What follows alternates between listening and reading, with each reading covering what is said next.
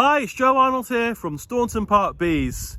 Down to earth British beekeeping with a common sense approach. And here I am today up in my Heather Apiary in North Wales, coming to have a look to see how the bees have been fed. So in this video, I'm going to look to extract my bees, show you how I extract the Heather honey, but most importantly, we're going to have a look and see how they have done.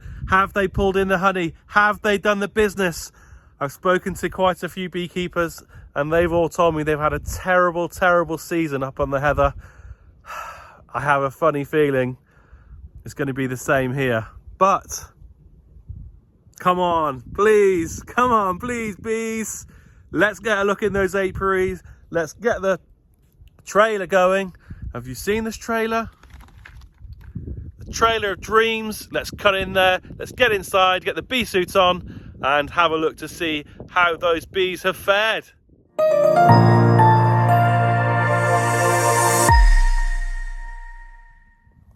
The bee suit is on. Now it's time to light the smoker. Now I'm trying something new today. I was told you should use wood chip rather than sawdust that I have been using.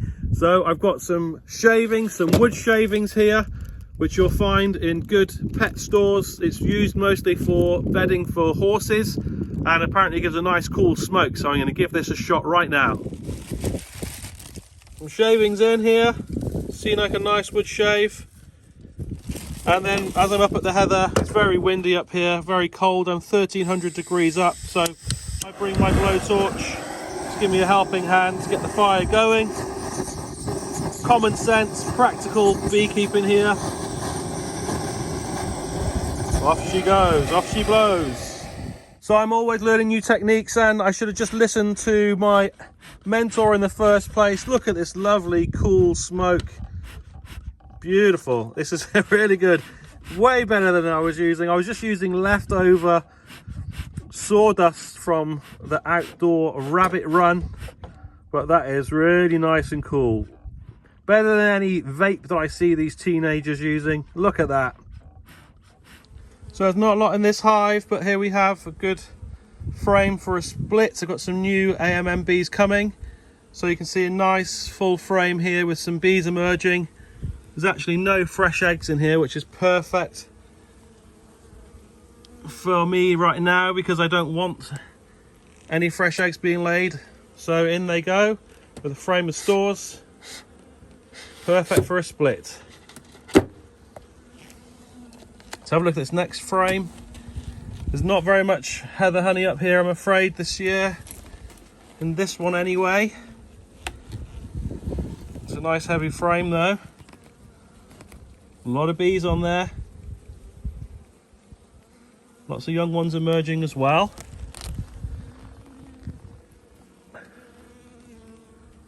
So these guys up in the top box here. Oh yeah. Wow, smell-o-vision. You should smell that. Absolutely beautiful. So this one looks like definitely got some honey in this one if they're up in the top. Let's get into the next box down. This one's from Lawrence from Black Mountain Honey. So good prolific bees these by the looks of it. Have a look at this frame here. Yeah, they're working it well, aren't they? Working it well. You see how this hive I didn't put a queen excluder in. Totally forgot. Which is fine because I'm coming to do splits as well. And look at this super. Absolutely full of pollen.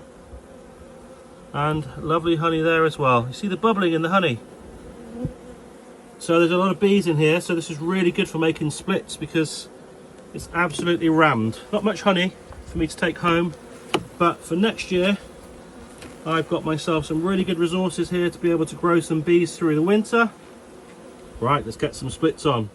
So there's Lawrence's queen right there in the middle, nice and marked for me.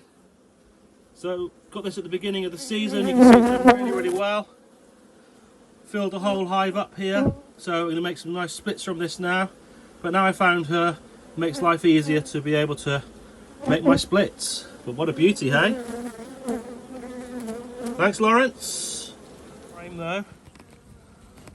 A lot of bees on there. Lots of young ones emerging as well.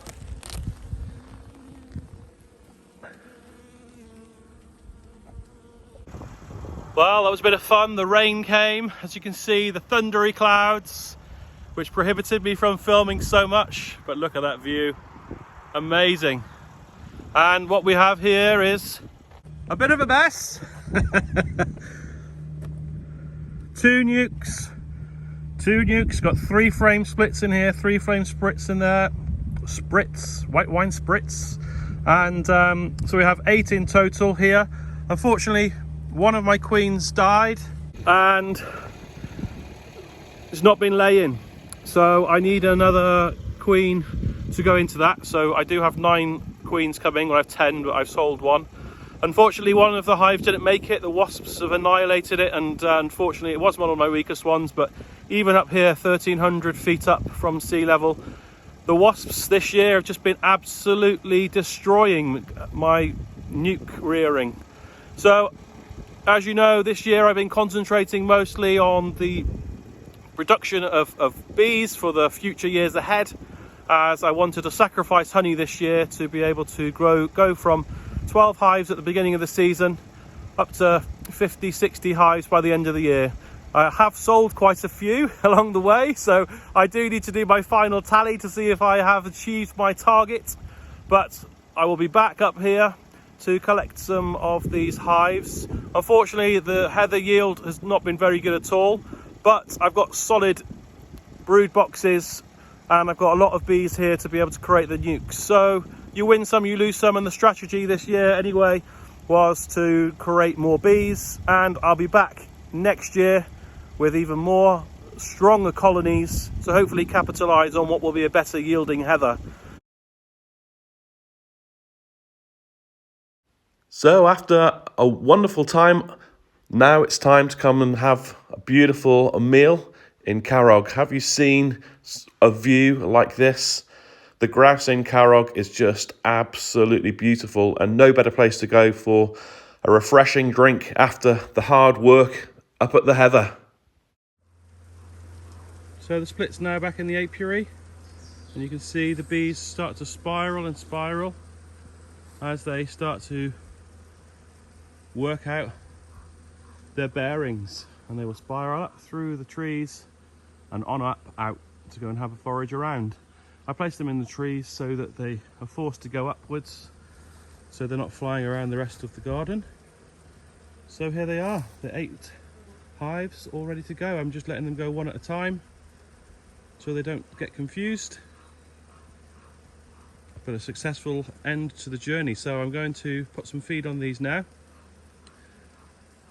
make sure that they have enough stores, as we then try to boost them from the 3 frames to the 6 frames over the next couple of months to head them into winter.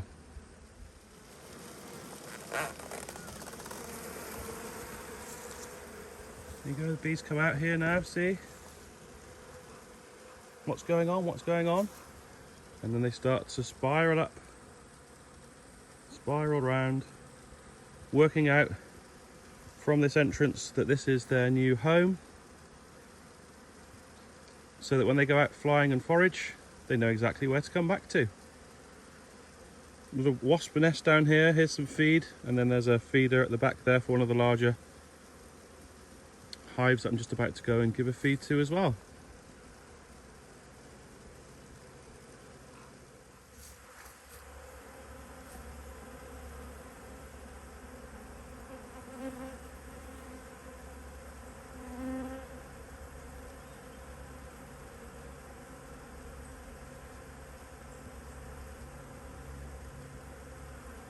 So now they need to go and have a look at all of the beautiful food sources that there are around here. And once they find the food that they like the most, they come back to the nest and they have a little waggle, waggle, waggle dance to show the other bees that they found something delicious, and then they will all go and try and feed on the same source. Well, not all of them, but the ones that see the waggle dance. You see here that I changed the colours of the discs to also help them to realise which is the right home for them. So thanks very much for watching today. Please give me a thumbs up, subscribe, see how we got on with part 3 of this tour up to the heather, and I look forward to catching you soon. Bye for now.